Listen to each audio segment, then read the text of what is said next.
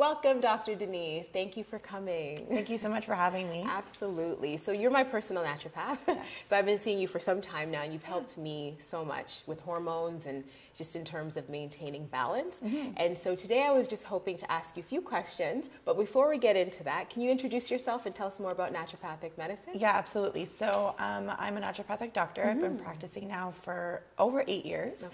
And I own a clinic with my sister on Cornwall in Oakville. Yes. Called Abaton Integrative Medicine. And we have a special focus in women's health, as well as pregnancy, prenatal care, postpartum care, and pediatrics. Okay, amazing, amazing.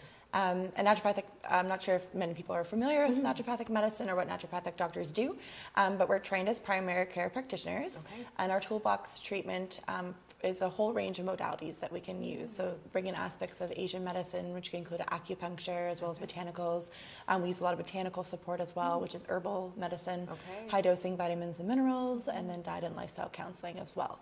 So we use all of those modalities when looking at a patient case, and our whole philosophy of how we practice is getting to the root cause of what's going on as well as prevention. Amazing. You've definitely helped me, so thank you.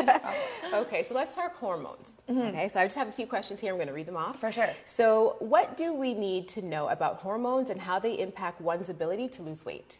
Yeah, so hormones are a big topic. Everyone's always interested about hormones now. So basically hormones are chemical messengers, and what they do is they affect different body systems. So different stages of a person's life, their hormone profile may be different. Essentially, we're looking at sometimes they are too high or too low or not working as well as we want them to be.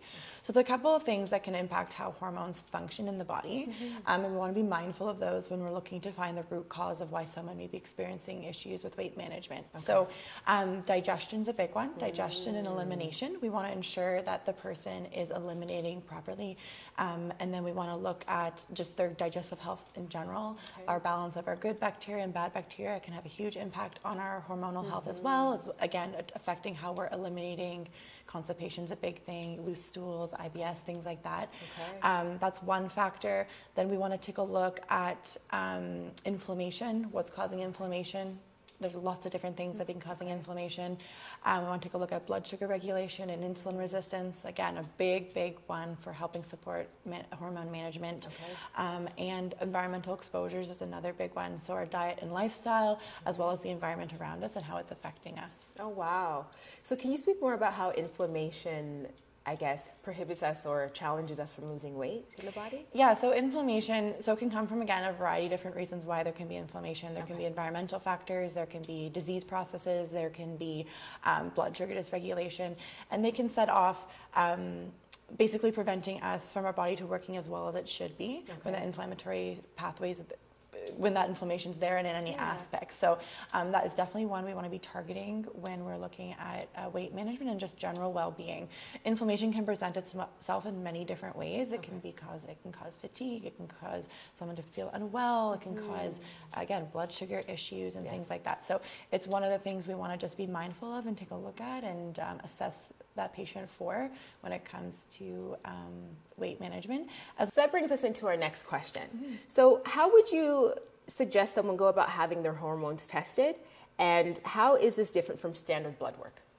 Right, so good question. So there's a couple different ways you can monitor and test for hormones.